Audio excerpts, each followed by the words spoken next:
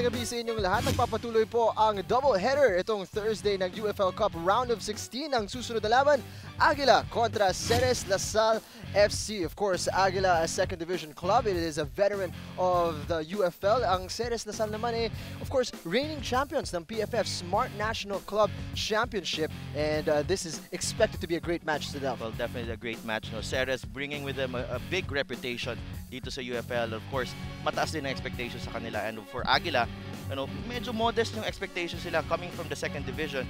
But an upset is really in their heads right now. No? Alam nilang malakas itong Ceres, but you know what, Agila with their young team, they're hungry, and they might just pull off something here, pull off a surprise sa laban natin. Nobody expected Agila actually to make it through to the knockout stage, but they shocked Cebu Queen City in Group C to make it into this round. And you can see here the bracketing of our knockout stage. May mga pasok na ng mga teams, Pachanga Diliman, Union International Manila, and of course, Stallion FC na nakita natin panalo lang kontra sa Cebu Queen City United. Well, going back to Group C, medyo muddled up yung Group C natin. It's really a tough group. Stallion beating Agila by just 1 goal. A very tough din tong Agila team, and you could expect the same with them against Ceres. I don't think Ceres will. They need to come out with their best here. They need to impose their style para malagpasan itong Agila. Ngayon, tingnan natin ang mga pangyayari sa Group C. As you can see, Agila there going through as the best fourth of all the 16 teams that went through the round of 16. Cebu Queen City, which finished on top, already been kicked out of this competition. So, nakikita nga natin, kahit top seed ka, kahit expected ka manalo, it's really anybody's ball game in the cup. Yeah, we didn't need to look back ng matagal. Tuesday, we saw Pachanga pushed to the limit by Forza, and you know what? Agila can take a lesson, take a page out of the performance from Forza, and probably, sneak one against Ceres. One thing is for sure, hindi sila nagkukulang sa confidence when after the match against Cebu Queen City, a lot of people were talking about an upset kontra doon. Yung management nila nagsasabi, what upset are we talking about here? Sa amin, akala namin talaga kaya namin talunin ang Cebu Queen City, and they did exactly that. Now let's take a look at Group A, kung saan nanggagaling ang Ceres Lasal FC. They topped that group. They had a bit of a hiccup in one of their games, pero they bounced straight back and they finished top of that group. Well, what I like about Ceres is that, not only are they from my hometown, but of Bacolod, but they play to a certain style, and they want that style. They stick to that system, and they produce entertaining football. You see a lot of 1-2s, knocking the ball around at midfield, mabilis, and ang dami nilang nagagawa. They're very creative. They don't run out of ideas. And this team, make no mistake about it, is very experienced sa ganitong level. And I think, kung nakita natin nung Smart Club Championship, kung paano nila tinalo, is inisa-isa ang mga higante dito sa UFL. Pinakilala nila yung sarili nila ng maganda. Sabi nga natin, medyo may hiccup lang sila kontra sa Philippine Army in the group stages. In the end, it did not matter. They bounced straight back kontra sa Pachanga Diliman, and they were back to their old selves.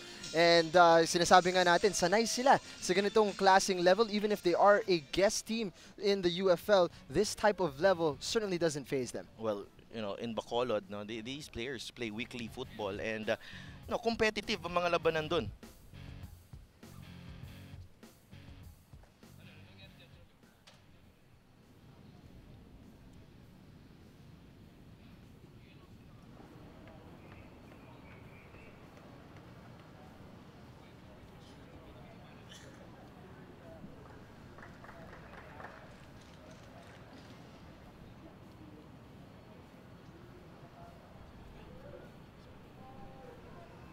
One minute silence for the victim of Agila.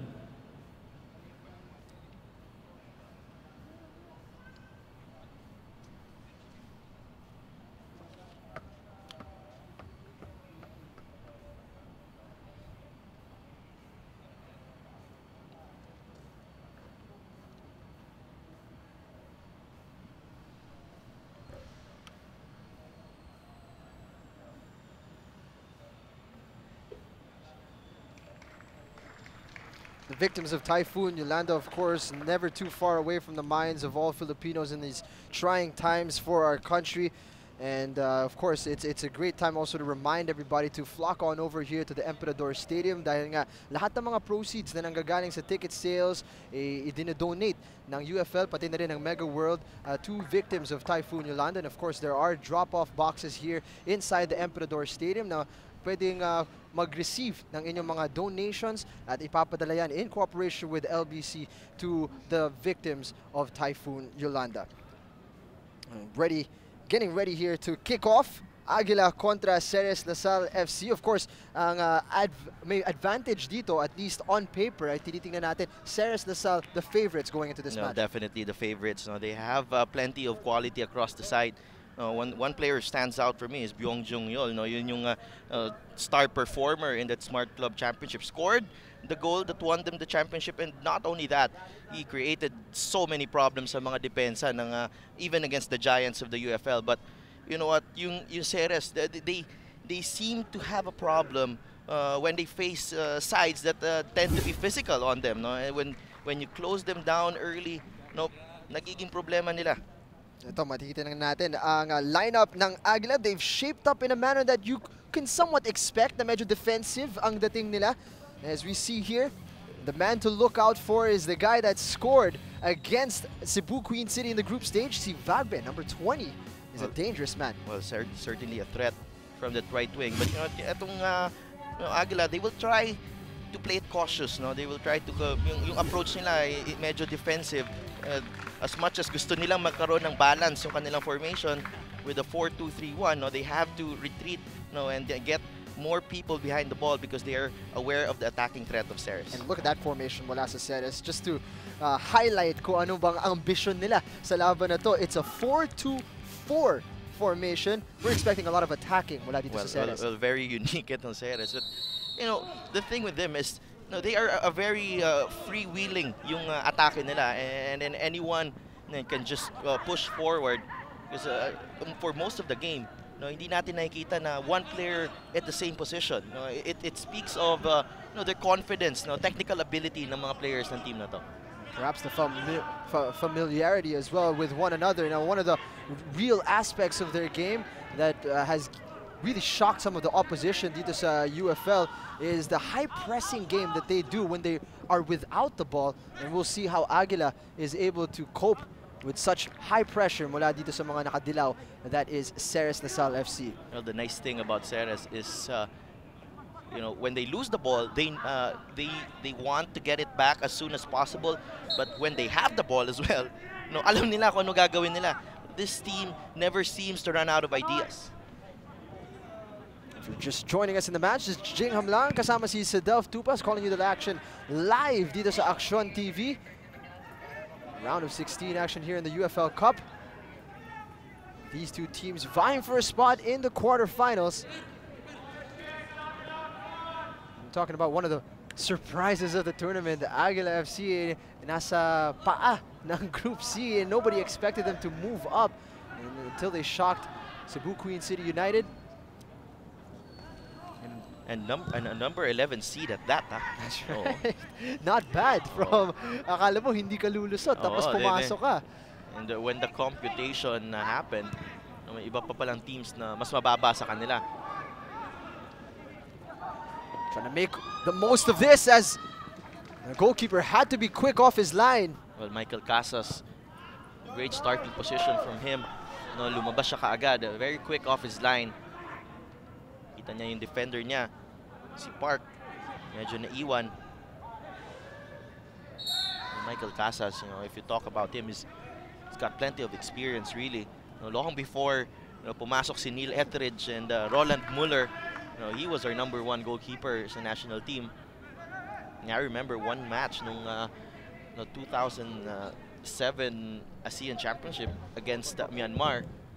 He was the man of the match in that game. He kept Myanmar scoreless. He had at least like 15 saves. It was heroic effort yung ginawa ni Michael Casas sa laban na yun. Martin Villaflor-like. Oo. Pwede natin sabihin. Pero ibang opposition naman yung Myanmar. and that was the time when Myanmar was really, they were regularly competing in the semifinals of the ASEAN Championships. And they were really looking forward to a rout against us. Finding space on that right side. Agila just safely clearing that ball out of touch. But for Agila, you have to stay firm. You have to stay organized there sa likod nila. Because Ceres is just gonna constantly, test that back line. It's gonna be a real exercise in defensive solidity para dito sa Agila. And we're seeing very early on Ceres looking to pile on the pressure and see what they can do from this corner kick. That's over the keeper. Sumobra sa kabilang side. Finding space. Testing the keeper. He was alive and alert. Great goalkeeping there. He had it all covered. Ito si Marco Poli. Breaking free. Easily covered there, pero hindi pa patay ang atake ng Agila. That's cleared to safety. Two players getting mixed up with one another.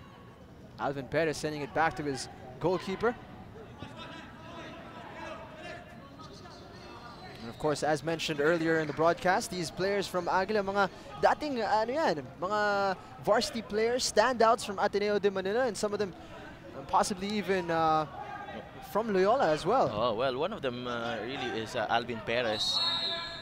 Naglaro for Ateneo, but talking to their coach earlier, si Monty Roas, he said, no, this team is a relatively younger team, made up of kung hindi man foreigner, high school players ang dala-dala nila dito sa lineup. But make no mistake about it, dito sa UFL, veterano na sila because they've played for quite some time in the second division.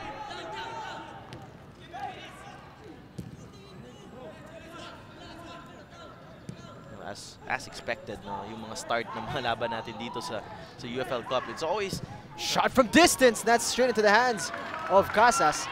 It's always a little tight, especially when both teams medyo may hindi pa bumibigay, hindi pa pumapasok yung fitness levels. And that shot earlier from Ben Gordon.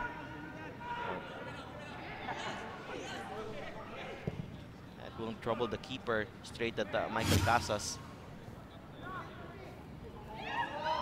Just allowing it to be left behind. Miscommunication between Casas and his center back. And that has caused trouble here inside the box for Ceres Lasal. Problems here sa depensa ng Ceres. And Agila can feel encouraged by some lapses here early on. Ceres let off the hook there. Just a little too far. Yaogo trying to latch onto that one on the right side.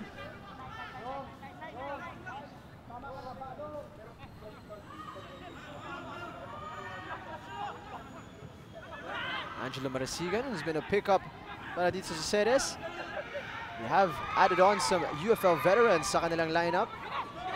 Here is one of them. Mula sa PSG, Yaogo. Certainly a good pickup para sa kanila. Yaogo and Marasigan, both from PSG, and they both play on the same side. So pagdating nila doon sa Ceres, parang naka-package na sila na same side. The understanding is already there, the familiarity between the two players. So easy transition para sa kanila. Of course, when you're talking about those two players, as we see here, the defensive mix-up. It was a mistake from Park. Yung touch niya, it was a weak touch. Hindi sila nag-usap. Itong si Michael Casas. And it almost led to a great chance para sa Agila. Just poked away there, and here is Ceres on the counter. Spreading it out wide, finding space, Yaogo. He's got bodies in the box to aim for, and that's going to be easily cleared. And that time, the cross is short from Yaogo, and the three players there from Agila.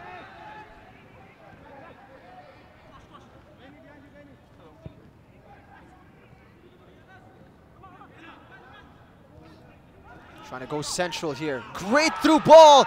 Chance here. First touch was just a little too strong. Allowed the goalkeeper to come out and collect. A great combination play there from Ceres, but I think Agila's keeper, Marco Poli, is hurt. He's clutching his face, and you hate to see that.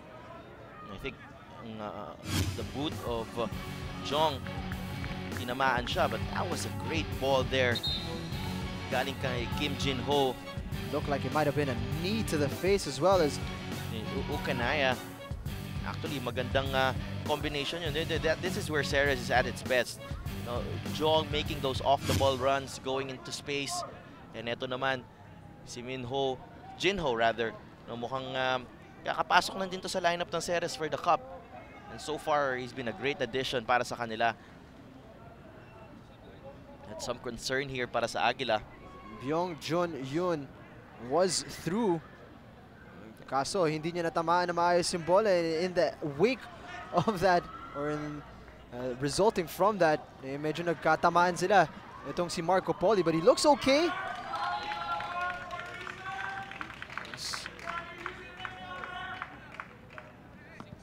He's a strong man.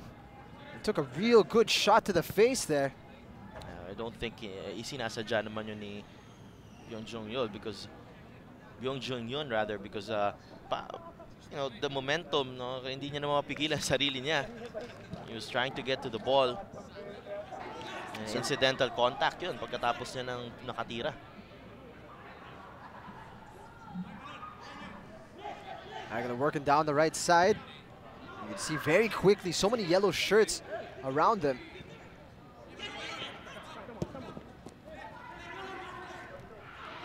No one in the middle to collect. Look at the control there to keep the ball in play. Well, for me, watching Yayogo in the group stage, I think parang gumanda yung laro niya dito.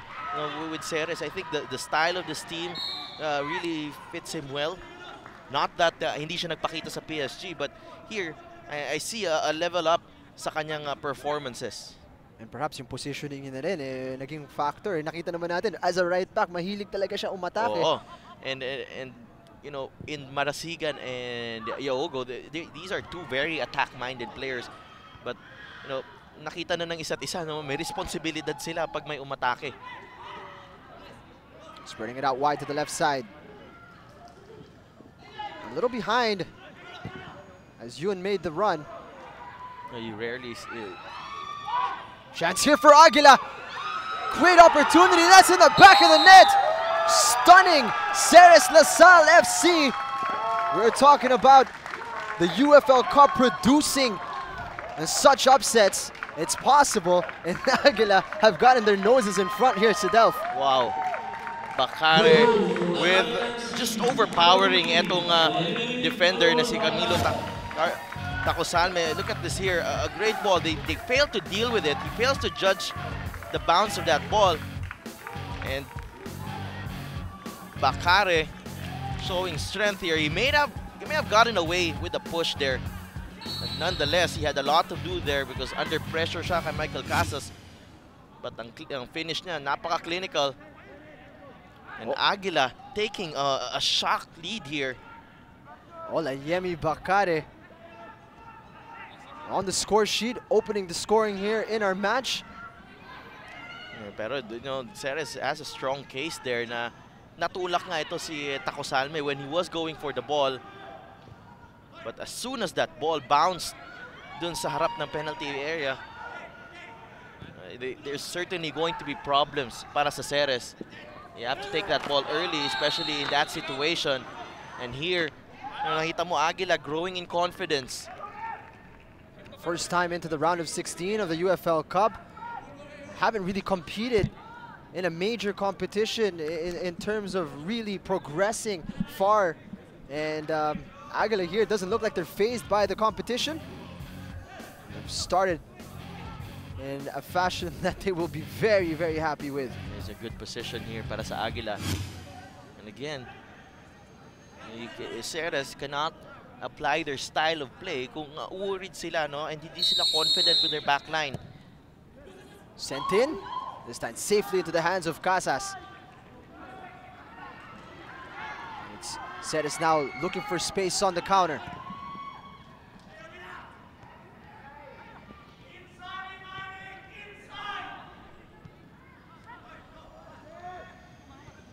Marasigan collects on the right flank.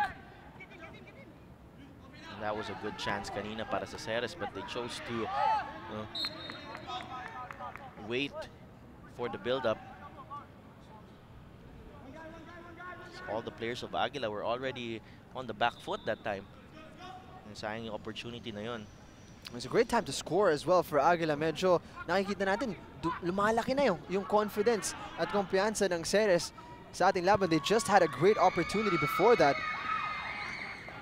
Certainly, nakita natin early on. There are some problems defensively para sa Ceres. Communication breakdown early on.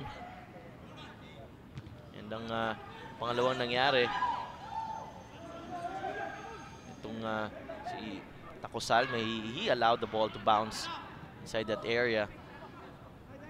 That is one of the things that talagang pinipreach ng mga center backs. You don't allow that ball to bounce. Paminsan talaga mahirap ma-deal yung ganong klaseng bounce. It's difficult for you to gauge where it's gonna go. Tacosalme, he's a very reliable center back.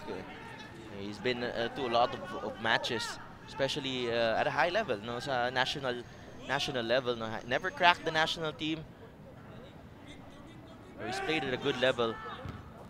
Ceres sending that ball back where it came from. Another throw in here for Agila.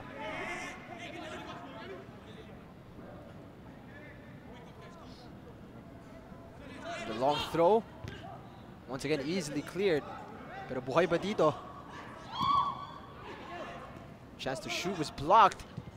Ceres sending it out wide to the left side. A lot of space here for Yoon to work with.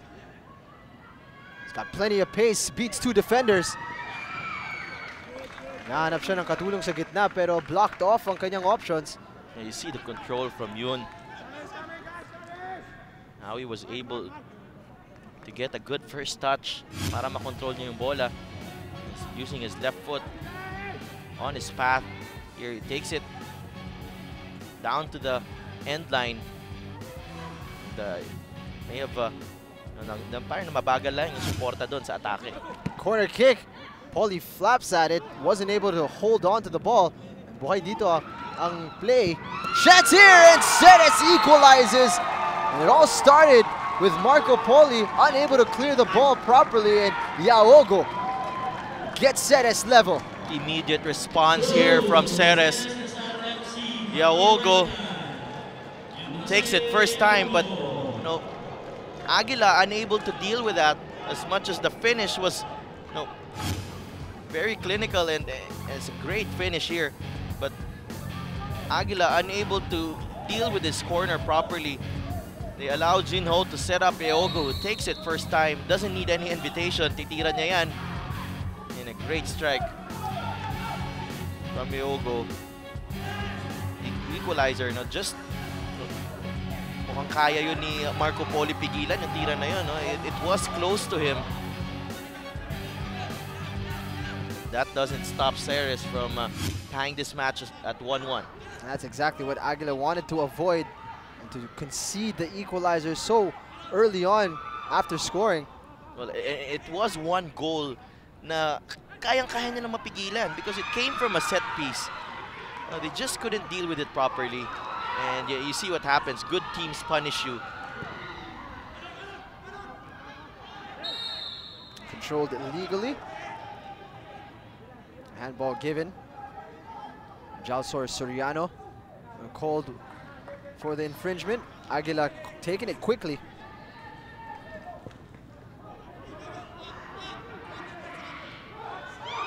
Almost breaking free there.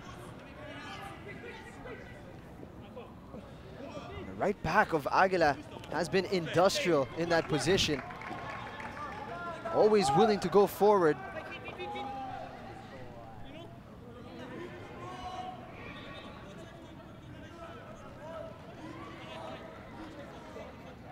He's going to be in charge of the long throw as well.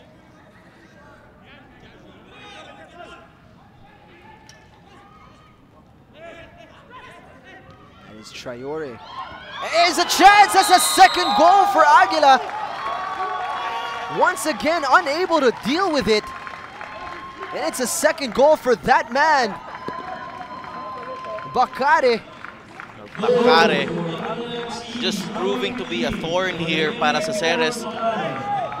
And Agila, after struggling to create chances and get goals in the group stage, have 2 goals in 18 minutes here and against a quality side in Ceres. But again, the questions here sa depensa ng Ceres, this is just a hopeful ball sent into the box, and Angelo Marasigan and Park, you know, you gotta question what were they doing there, caught watching the ball. You know, this is not the Ceres that we're used to seeing, you know, conceding early. Olayemi Bacare. Walang malapit sa kanya, and that was the easiest of finishes here para kay Olayemi. He's gonna gobble that up every time you give him that opportunity. Eh talagang walang malapit sa kanya. Ang marking doon ng Ceres. And they failed in that aspect sa sitwasyon na yun. You see sometimes yung ganyang klaseng marking pag mabilis yung bola, mabilis yung delivery, pero yung nakita mo yun. That was just a hopeful ball sent into the box. And also Casas, he could have gone at it earlier kung gusto niya makuha yon, because that was really close to his area. And so it's really the defense of Ceres that are falling behind here. Well, this is not we're not used to seeing this. No, yung Ceres, when they won that Smart Club championship, they hardly conceded any goals. Pati siguro ang Agila medyo nagugulat na naka 2 goals na sila. That's for 1, and the 2 goals coming against a side like Ceres. It is an incredible feat, and they still have another opportunity here. No, Ceres certainly tested early on. Ceres not clearing that ball properly, sending it back towards their goal. Nagkukulang ng confidence itong mga defenders ng Ceres.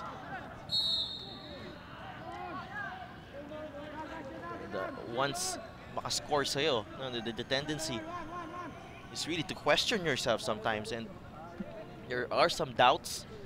Self-doubt is sort of creeping in dun sa mga depensa ng Ceres. Cross into the box, trying to loop it over Marco Poli. Instead, off target ang kanyang header. Yeah, all good. That's a good cross in para sa kay Jinho.